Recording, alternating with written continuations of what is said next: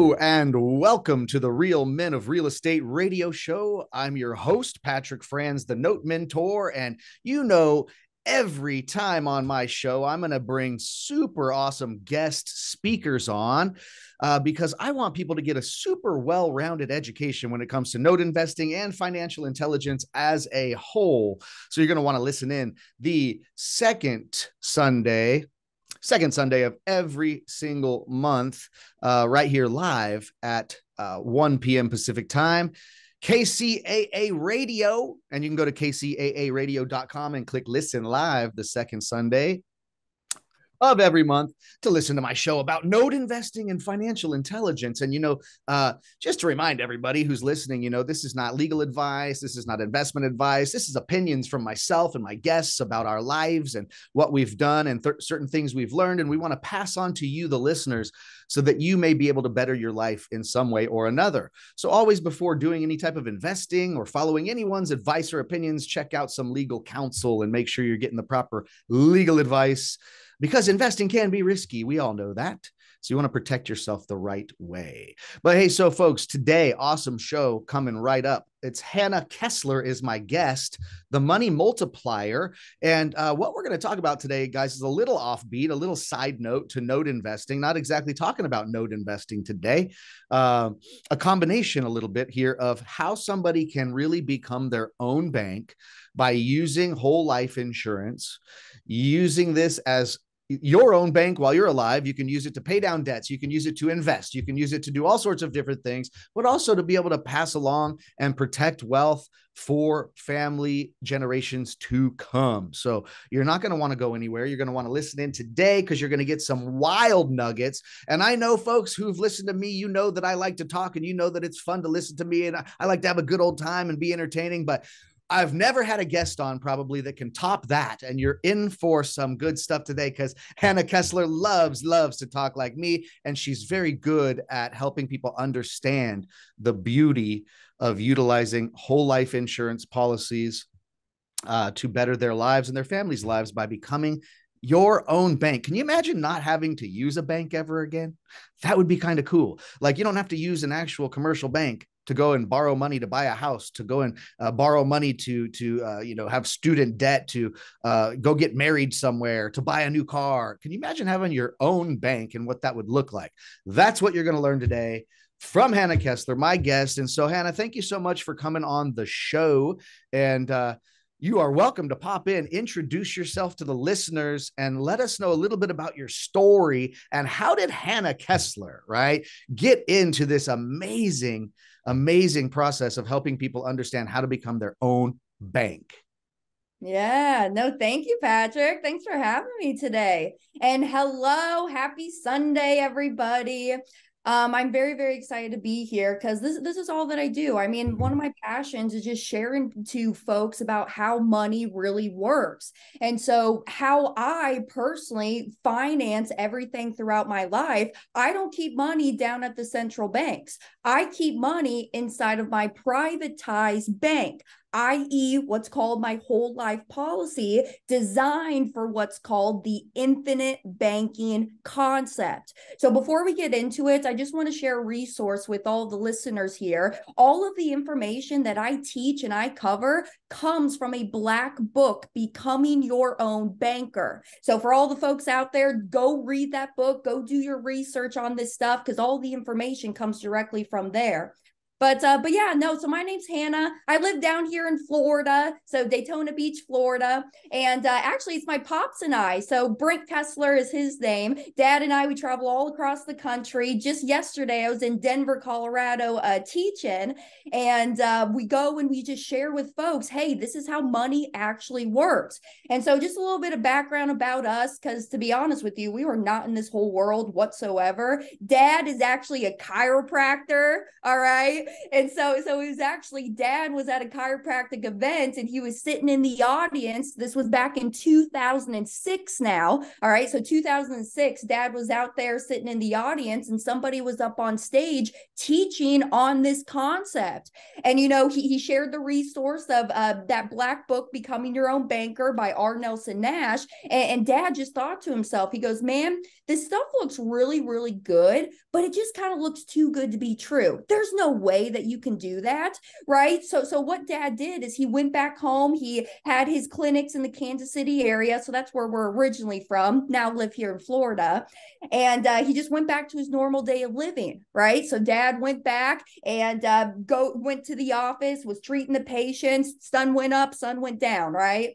So then 2 years later, 2008, dad went back to that same chiropractic convention. And he was greeted by about 10 or 12 of his colleagues. And they were coming up to him and they were hooting and hollering about this banking concept.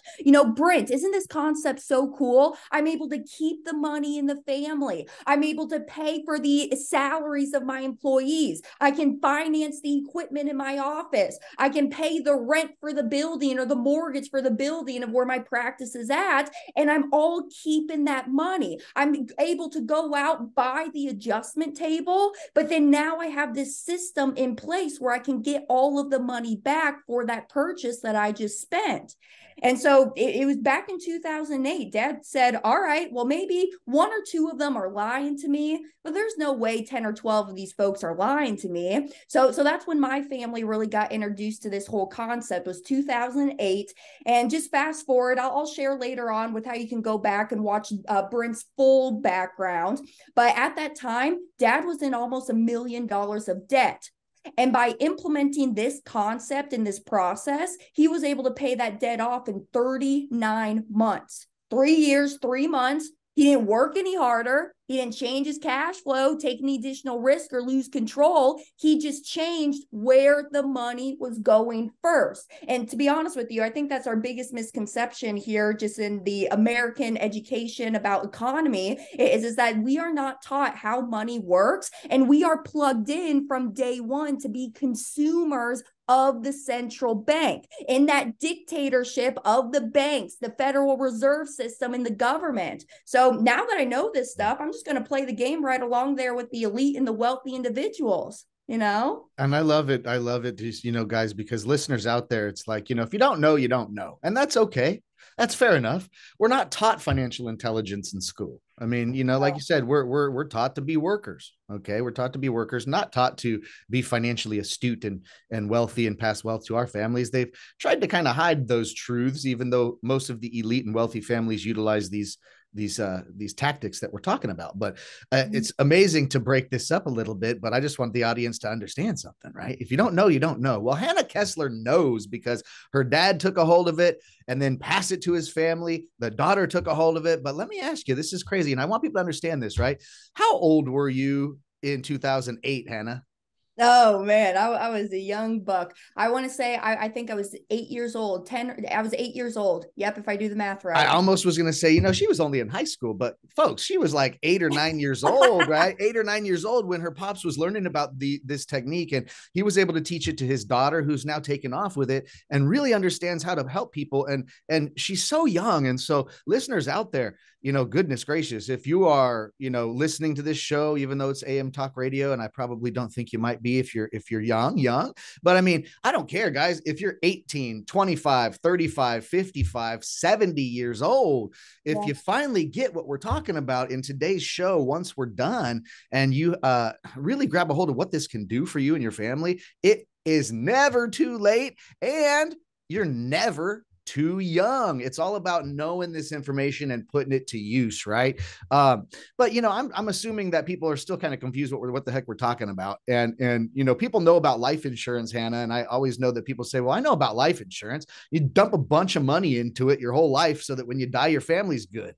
What do you mean about using life insurance to start a bank? It doesn't make any sense. Yeah.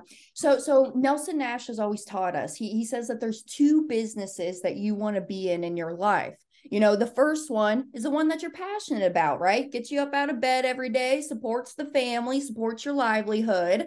And then the second business that you want to be in is that banking business. So Patrick, just to follow up on what you just said, I absolutely agree. You finance every single thing that you buy, whether you're 9 years old or 90 years old, right? You finance every single thing that you buy. You either pay interest to somebody else or you give up the interest that you could have earned on your money. So I don't want people to change what they're already doing. You know, y'all are very, very great at making money, but you guys kind of suck at keeping it.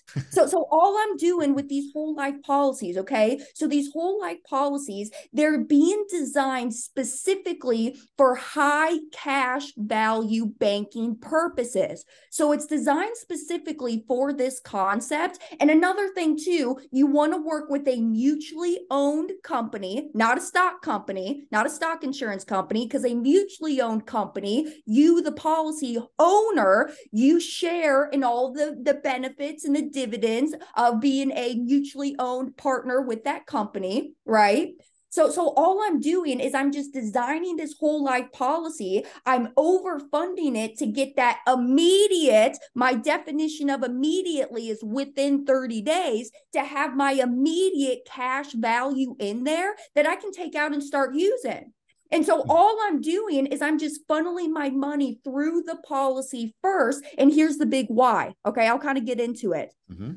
It's called our opportunity cost of our money. Because when you start to funnel the money through the policy first, now starts that time clock of the uninterrupted compounding that we're going to get on those dollars.